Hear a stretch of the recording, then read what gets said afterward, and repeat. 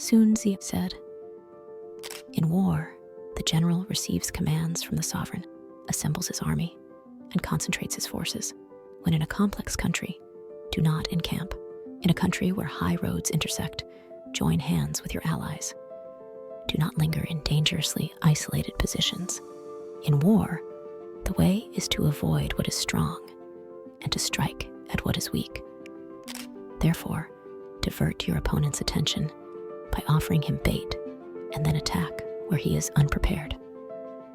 Appear at points that the enemy must hasten to defend and march swiftly where he does not expect you. In war, an advantage must be taken before an opponent can react.